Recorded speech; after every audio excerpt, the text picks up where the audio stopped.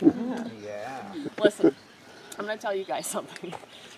If you point a camera at me and I do that, this is why. Because last week, my friend Yvonne called me from LA, and she goes, "Oh my gosh, Andrea, you're so famous with this chocolate farm." That's how she talks. And she goes, "Your picture's all over the internet." And I was like, "Really?" And she goes, "Yeah." And so I looked, and she's right. My picture is all over the internet. Vanilla sex. Quiet. Ta-da! So by tomorrow we'll know if that one actually took. It will start to look like that. So I'll do a couple more. Isn't that cool? Just helping the vanilla. So we want to get that little anther cap just barely up. And then just kind of do a little back and forth, Eleanor, you know what I mean? I do. I do. Oh no. Oh no. Hang on. Stay there. Okay. Very good. Okay, I'm going to do one more and then we'll go on our way, okay? Okay. And then somebody else is going to have to finish this off. See that little flap there?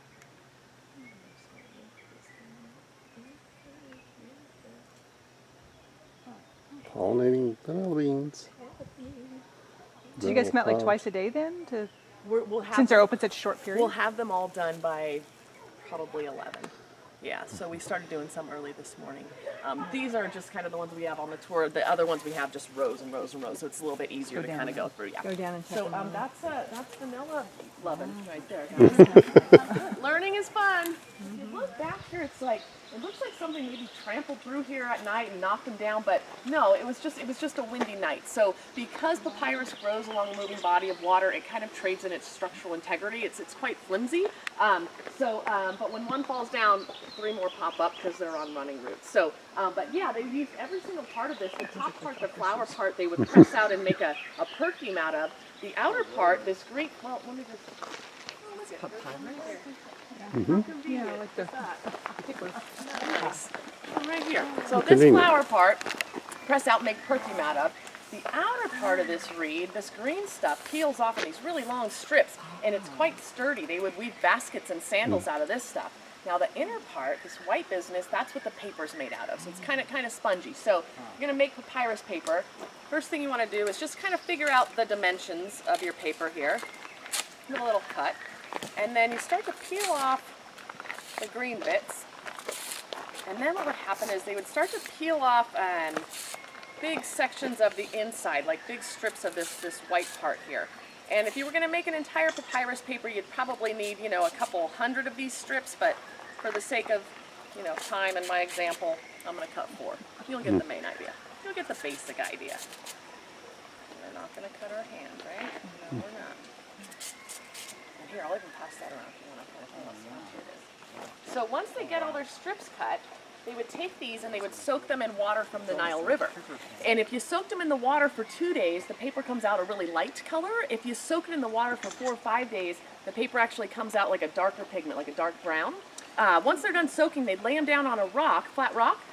Whatever a rolling pin looked like in those days, they kind of roll these out flat, and the cellulose in here turns into this natural adhesive. It gets really, really gluey. So then they would simply just start to weave them together vertically, horizontally. You know what, kind of get the picture where I'm going? So keep doing like this till it gets to the length you want it. Put it back down on that rock, and they put another rock on top of it. Let it set for a couple days. Pick that rock up. It's one piece, but it's a gluey mess. So they would just simply dry it in the sun for a couple days on each side, and then you'd have a finished piece of papyrus paper. Isn't that cool? I learned all that. Just kidding, I made all that up. All right. All right, now we're going to try this one. Okay, guys.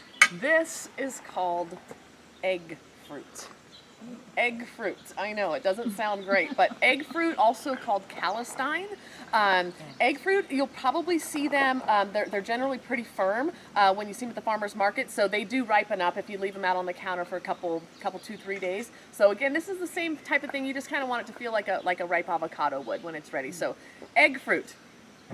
You can eat the skin on egg fruit. Lots of vitamin D, lots of vitamin A. You guys ready? Hey. It feels like Egg fruit tastes. Egg fruit tastes just like it smells. So, yeah. No, I'm kidding. So listen, more of you are gonna like this than you think. So it doesn't taste like eggs. However, it does have the texture of like a hard-boiled egg yolk. Whoa. Whoa. Oh my god. Right? That's crazy. I know. You can eat the skin, you said? Yeah, you can. That So, is crazy. isn't it? Oh, wow. So it's not like durian fruit. No. No, it doesn't smell bad. I was just joking. Like a potato. It's like a yam or a sweet potato almost. Yeah. Yeah, it does. Or like a pumpkin. Like So a that's like pumpkin. a thing. oh wow. But it's like, you're right, it's sort of like eating a egg. Yeah, the The texture's texture. a little. Texture of the Wow. egg. Mm-hmm. So we had one that wasn't. It was really fried, good. and it was the stickiest thing. An egg fruit? It has Oh, very really? starchy, Thing. It yeah. had like, like Starchiness. seeping Yeah. like white from like when you cut it. And then like, Maybe it wasn't an egg. maybe it wasn't. I thought it looked like that. Interesting. Like that. I wonder There's a lot of if it plants. could have been a lily koi. No. It has like a purple pit inside of it. This pit is dark brown. It's real shiny. Yeah. Yeah. Interesting. And this is just Egg fruit.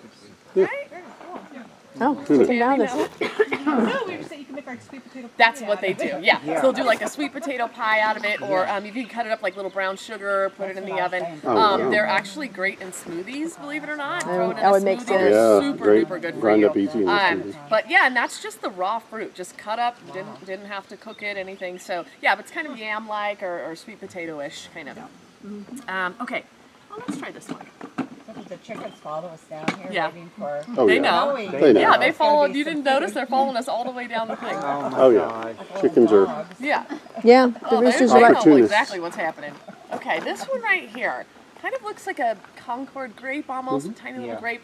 It is not. And this one, it took me a very long time to be comfortable pronouncing it. So we're all going to learn how to say this today. This is called Jaboticaba. Jaboticaba. Java to Jaboticaba. It totally does. Did you know that? Oh, I'll talk about that later. Jaboticaba. Jaboticaba. Jaboticaba. Okay. You can't say it a lot of times in a row. It doesn't work. So this one, it is very similar to a grape. There's going to be a couple little seeds on the inside. You can eat the skin on this one. The skin's a little bit bitter, and it's almost thicker than the skin on a grape, but pretty tasty. It's going to kind of pop. And does it have seeds? Yeah, a few little seeds in there. Okay. And those are fun to eat.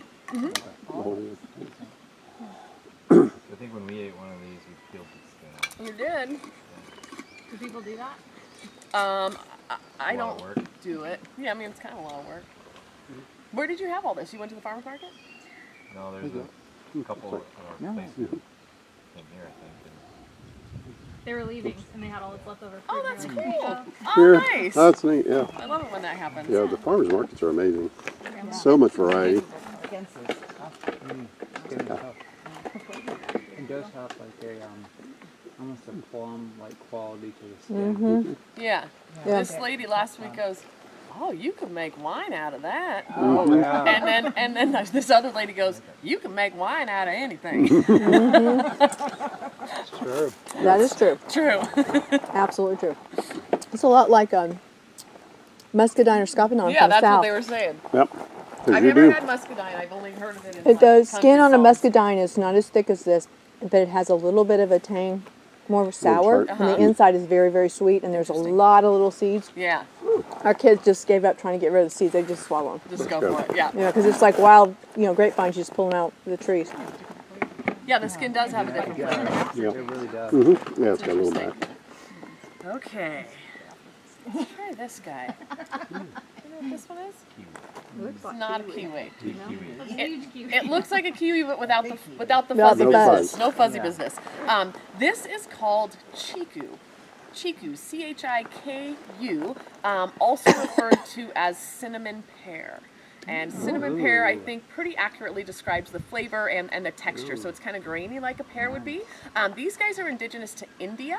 And again, this is the same type of deal. These you'll find that they're usually pretty firm at the farmer's market.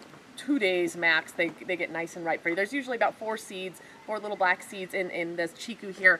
And just cut it up and eat it like that. You can eat the skin on this one. I find the skin a little gritty. I don't care for it, but you absolutely can eat the skin if you like. I don't know if you're familiar with Queen Victoria and how she brought over the 30 plants to the island. Are you familiar with that story? A little bit, but are you? Well, yeah, I was just on a tour yesterday, cool. and so there are 30 plants, medicinal and also like to eat. Yeah. That she brought over to one of the main islands, and I was going to ask you if you knew if any of them were those. I think that Because it's only 1%. right. Oh, there's only 1% left out of like the totality now. Mm-hmm. Everything that's been brought in. Yeah, That's- yeah. I'm not too versed on the Queen Victoria bits of it, but I do know that. I mean, I think 90% of everything that's here was brought here. There's Yeah. not that many things that are native Yeah. to the Hawaiian Islands. Right. Yeah. Even coconuts, like Oh, really? brought here that way. Yeah. Oh, wow. No way. Coconuts are a trip because they're their own little fertilizer and watering. It's all inside. all So when together. they land, they just sprout grow. this thing, and this tree just grows right out of the whole coconut. Just has to I sit did on the not know that. Yeah. sit in soil long enough, and it grows. It'll start to root down right out of the sand, and the little tree shoots right up out of the thing. What is it? Where is it indigenous to? Do you know? Do you think it's like a snickerdoodle? Oh, it was Polynesia. No, it's Polynesia. Yeah. Yeah. You guys like this? Yeah. The skin.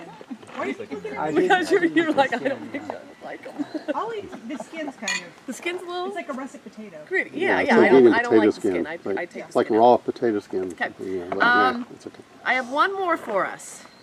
Now, not all fruit looks like it wants to be eaten, That's right. Yes. but it does want to be. This wants to be eaten. Yeah.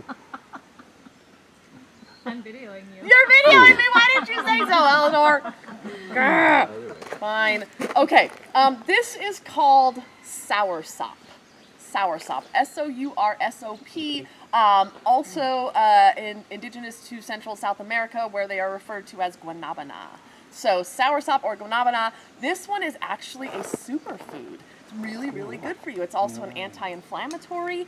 People take the leaves from the soursop tree and they steep them and they use them medicinally.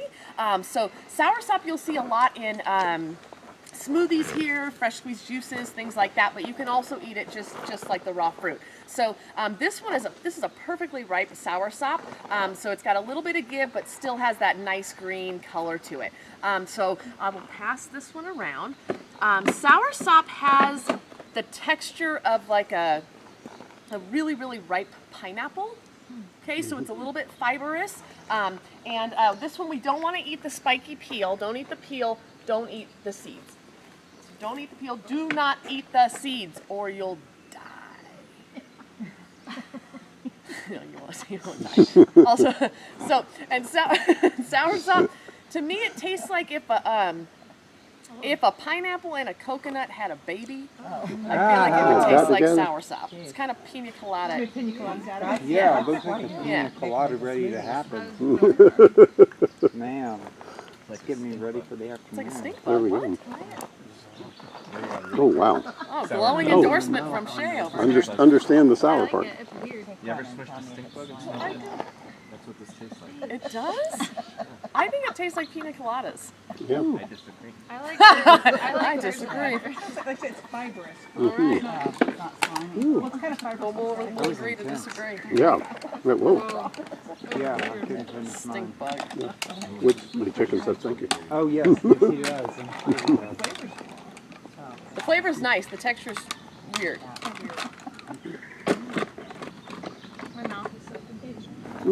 It's happy? Oh, confused? Is that what you It's said? You're juicy. dripping all over. Yes. I'm going to be quite sloppy and messy. What'd you I do keep at work this up. today? I confused this girl's mouth. Where are you guys from? Biology. Pensacola, Florida. You guys grow Pensacola, dragon Florida. fruit? Wow. Hey. Okay. How long are you Do you here grow for? dragon fruit here? We're here until Thursday. So dragon Okay, fruit yeah, We've been here is the since fruit of a Thursday. cactus. I was actually So here I've tried to grow them on the farm, and we get so much rain up here. They don't do too well, but they love the west side. So we Oh, kind of yeah. go down towards Waimea. Because it was only 5 days and it wasn't enough. Oh no, that's what a lot of people. Yeah, you can definitely grow them on the Take it mainland, 2 weeks. absolutely. Yeah, So they're yeah. they're Well, before they're you're actually seeing them, or before really get full on. You get, Yeah. you get full. and there's a yeah, few different you really kinds. get to There's slide into it. ones that have the white. The fruit is white inside. There's one that's a red inside. There's one that's yellow inside. The white with the little. Yeah, the little white. Looks like a kiwi almost. How many of you guys are gonna be here? Not yet. They're on their How many way. you guys My gonna be here mango total? trees just started dropping Oh, it a was only few gonna be a yesterday. I week. noticed. week, So yeah. summer, the maybe summer a months, long once we time. get into summer months, they're everywhere. All right, so you probably all forgot this is also a chocolate tour. The girl All party. right, so we're gonna go get chocolatey. There's some fruit. There's a lot of fruit left over. If you guys liked any of this, come on up and eat the rest of it. If you liked that egg fruit and you dip it in that honey plate, it's Whoa. like out of control. So come Yeah. eat. If you want to take a little picture of the fruit, feel free. And then I'm just gonna pack it up and we'll walk on down to chocolate trees. Okay? Okay. All right. Pie is going to taste like after the honey. Oh, and if you want to put your little sticks, put our little sticks on this plate. It's hard to define what you eat. Slide on it. As for the pie, it's just not very good. I still don't eat how. But cacao trees don't do that. If you do not pick these when they're ripe, they actually don't fall off the trees. They shrivel up. See this? Oh wow. Like this, Wow. right? So these never fall to the ground, split open, and release the seeds. Even if I took this guy and I like pin it down on the ground, it probably wouldn't break open because the shells on these are about 1.5 inches, 2 inches thick all the way around. So this is where the little furry mammals come into play to help with the propagating. And first furry mammals that you had that helped with this in Central and South America, you had monkeys and rodents and pigs. But all furry mammals do not climb trees well, like pigs. So thoughtfully, the tree puts some of the fruits low to the ground so that everyone can enjoy them. So the idea is, pig runs into the jungle, sees this brightly colored fruit-shaped object, snaps it off the tree, scurries off into the bushes, and pries this open or gnaws this open, and what it finds inside is a tower of beans. And on the outside of each bean is this really sweet pulp. And Mother Nature wants those mammals to eat that pulp. She does not want them to bite down into the bean, which would kill the bean, and then we would not get new baby chocolate trees. So she put a bad-tasting chemical inside this bean called bioflavonoids. All the books say it's really bitter. So what happened is the mammals learned to just eat the sweet stuff on the outside, spit the bean out intact, thereby creating some geographic dispersal for the cacao. So chocolate is actually a fermented food. So we do our harvest. We gather anywhere between 800 to 1,000 of those cacao pods at a time. So I've got this big pile of pods in front of me. Also, tools for harvesting are just clippers and machete. That's all we use. So got this big pile in front of me. We've got a big wooden box that we built that we do the ferment in. The big wooden box we do the ferment in is called the ferment box. Yeah, and in that box is where we do the ferment. Yes, I know. So I get my machete and I start cracking those pods open just like I did over there, but I do it 1,000 times in a row. Scoop those beans out, you fill that box up nice and full. We'll have about 450 pounds of those wet cacao beans, and then you want to start the ferment. In order to start the ferment, we simply expose the beans to the air. So just like at home on your farm, here on our farm, there's a gazillion little microorganisms flying around, little beneficial microorganisms, and specifically we're looking for something called wild yeast. And the wild yeast come in, they colonize the beans, they start to convert that sweet sugary pulp into alcohol. And they're very, very good at what they do. In fact, they kind of hang around a little too long and they end up, they drown in their alcohol. The alcohol I know, it's so funny. What is it? Is there such thing as chocolate alcohol, like from that? Mm-hmm. They actually like a liqueur kind of? Yeah, you can make it. With the bugs strained out. Yeah, right. Yeah. Well, I'll talk a little bit about that stuff too. So after the little yeast go away, the next set of beneficial microorganisms come in, acetic acid bacteria, and they convert that alcohol into vinegar. We allow the ferment to go on for 1 week, exactly 7 days. At that point, we stop the ferment, otherwise the beans start to get moldy. We don't want that. So we stop it after 7 days. But during those 7 days, what's happening are those beans are heating up naturally. So day number 1, they're going to start at whatever air temperature is, somewhere between 75, 85 degrees. Day number 2, they're going to jump up to 90, 95 degrees. By day 3, we should be pushing 100 degrees on those beans. And then by day 7, we're right about between 116, 120 degrees is what that kind of tops off at. Then when that's done, we take them out of the ferment box. We have big drying tables. We spread those beans out, and then we push those tables out into the sunshine. The beans dry in the direct sun for right about 3 weeks, for about 2 hours a day. And then the final step is we roast the beans, just like you would coffee beans. So it's ferment, dry, and then roast. So I'm going to hand out this dish here. This dish has beans in it that look like this. This is the same bean that we had over there, but this one has been fermented, dried, and roasted. So there's a little shell on the outside of it. It's real thin, just like almost like a peanut. So just kind of crack that shell, and what's going to come out of that shell, they look like kind of little brown pebbles. Who's not going to raise their hand no matter what I say? All right, very good.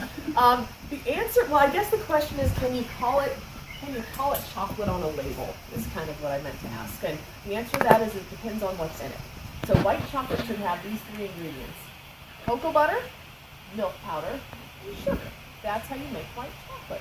Most white chocolate that you see in the stores doesn't have cocoa butter in it. It has something else in it called vegetable oil or palm oil or this super duper yummy synthetic cocoa butter called polyglycerol, polyglycinolate.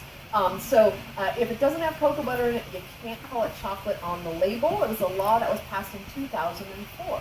If it does have cocoa butter in it, you can call it white chocolate because we get cocoa butter from the cacao beans. So we'll pass this one around. I'm generally not a big fan of white chocolate, but this is the best white chocolate I've ever had in my life.